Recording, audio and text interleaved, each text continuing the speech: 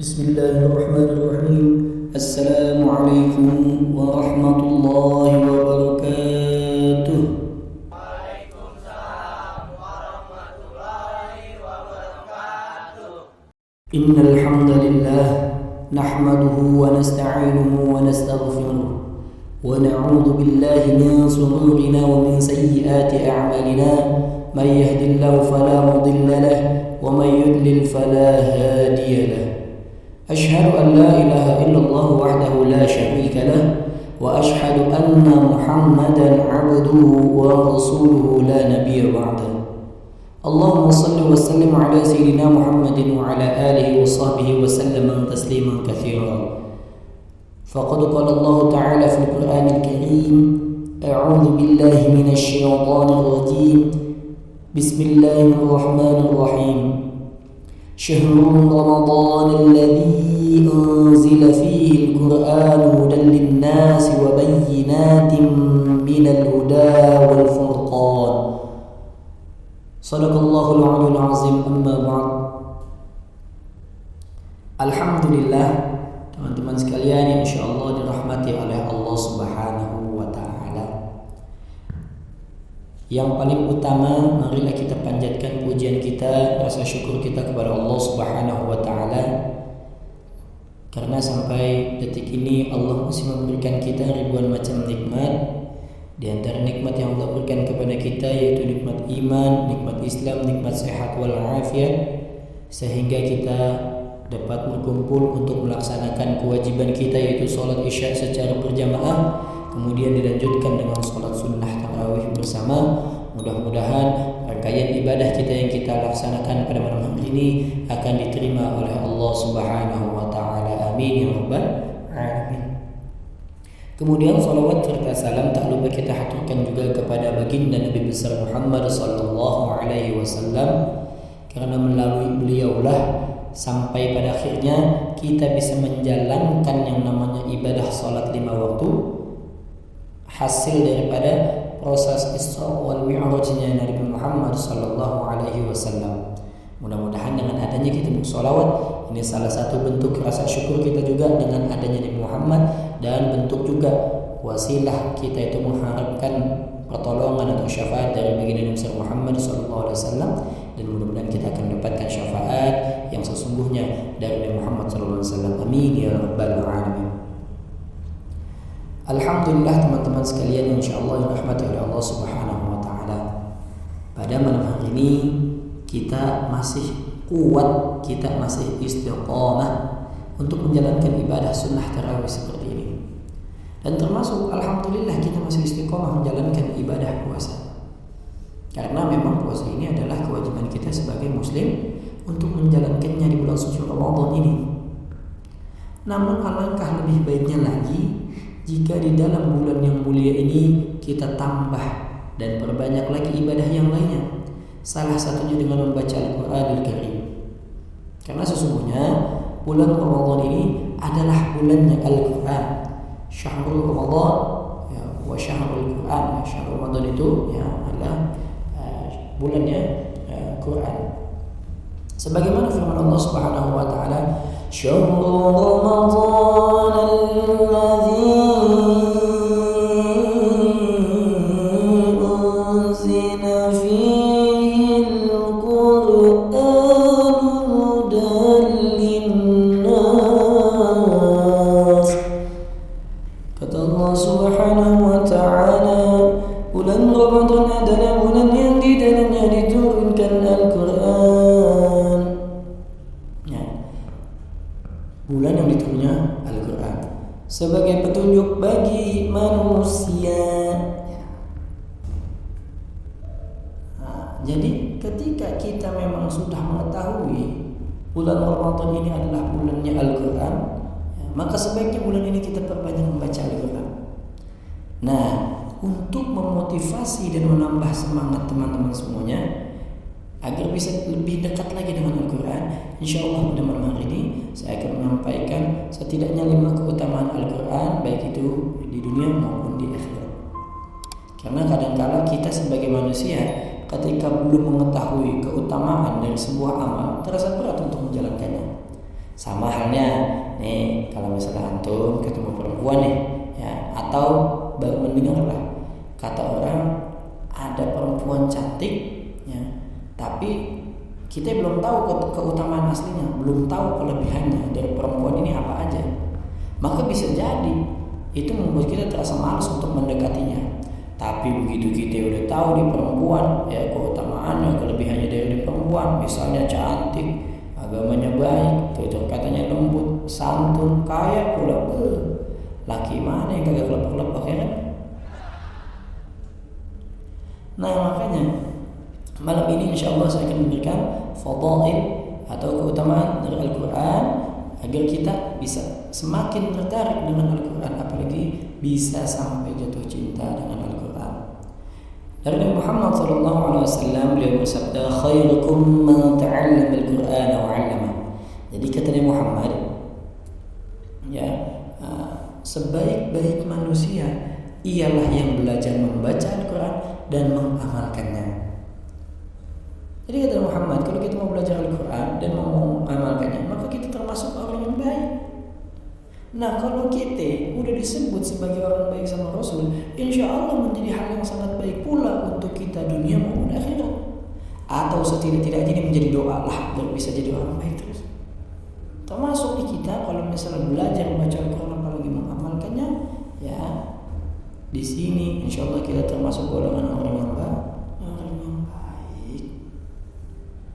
Ya, makanya ayo dah deketin kita, ya, sama Al-Quran. Ya, yang belum bisa belajar membaca Al-Quran, ayo kita baca, ya. Boleh pakai Iqra, boleh pakai metode Syafi'iyah, boleh pakai metode Qiraati, boleh pakai metode apa saja yang memang antum ketahui, ya, untuk bisa belajar membaca Al-Quran, ya silahkan. Ya. Kemudian yang memang sudah bisa, ya, kalau bisa ya lebih, ya, diperbaiki lagi bacaannya. Barangkali ada kesalahan-kesalahannya, tajwidnya, makhrajul hurufnya, sifatul hurufnya, jadi diperbaiki terus. Insya Allah kalau sudah baik terus bacaannya, ya, akan lebih sempurna lagi hasil atau ganjaran yang kita dapatkan. Amin ya rabbal alamin. Kemudian kata Allah Subhanahu wa taala, ala bi dzikrillah tatma'innul qulub. Hanya dengan berzikir hati kita akan menjadi tenang. Nah, termasuk nih baca Al-Quran ini kan kita zikir sama Allah, kita ingat sama Allah. Emang ada orang lagi baca Al-Quran ingatnya itu wadon, ingatnya perempuan, ingatnya dangdutan, kan nggak mungkin. Kita lagi baca Al-Quran, sama saja kita lagi zikir. Kalau kita lagi zikir pasti pikiran kita ke Allah. Nah, kalau kita udah ingat Allah, ya, hati kita akan bisa menjadi tenang.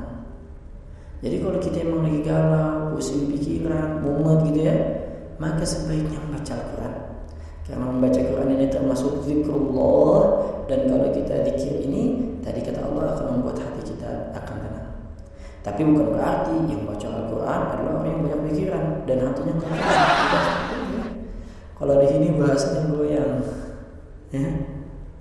Bukan, ya. Jadi orang yang baca Al-Quran bukan artinya dia itu banyak masalah, banyak pikiran, bukan.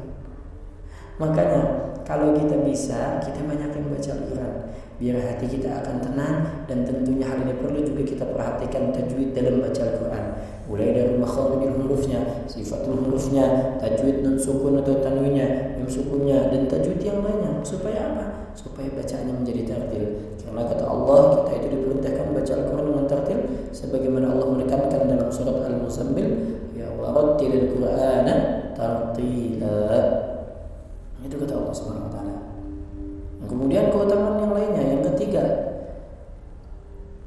al-mahiru bil Qur'an ma'as safaratil kiramil bararah. Orang yang pandai berinteraksi dengan Quran, maka akan bersama malaikat yang mulia dan taat. Pandai berinteraksi maksudnya kalau kita ini sering nih, ya, sering interaksi, sering baca Al-Quran, maka, ya, kita ini akan bersama malaikat yang mulia dan taat. Walladzi yaqra'ul Qur'an wa yata'ta'u fihi wa huwa 'alaihi syaqqun lahu ajran. Sedangkan orang yang memang membaca Quran itu dengan terbata-bata dan merasa kesulitan akan mendapatkan 2 pahala. Contohnya nih kayak kita nih, misalnya kita membaca Al-Quran, ya, kita masih a i u babi bu, ya masih kurang baik lah bacaannya, maka kita ini akan mendapatkan 2 pahala. Ya, jadi jangan justru berkecil hati ketika kita bacaannya kurang bagus, masih belepet, ya. Jangan malah nggak mau ngaji, nggak apa-apa ngaji, pahalanya justru malah menjadi 2 pahala. Ya, jadi kalau kita sering baca Quran dan bacaan kita termasuk rapi, cakep, maka kita akan bersama malaikat yang mulia dan taat. Tapi kalaupun kita bacanya masih aiu, maksudnya terbata-bata, maka dapat pahalanya 2. Nikmat gak tuh? Ya nikmat. Makanya hayu dah, ya kita banyakin baca Quran. Maka ya, selain keutamaan untuk kita di dunia, keutamaannya pun pula ada untuk di akhirat nanti.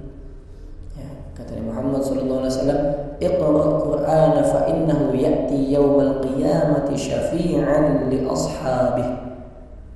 Kata Muhammad, bacalah Quran karena sesungguhnya ia akan datang pada hari kiamat menjadi pemberi syafaat bagi orang yang bersahabat dengannya. Maksudnya sahabat ini adalah siapa? Maksudnya adalah kita yang sering membaca dan berinteraksi dengan Al-Quran. Karena nanti di hari kiamat itu ngeri. Kita semua sama-sama sibuk nyari pertolongan, ya.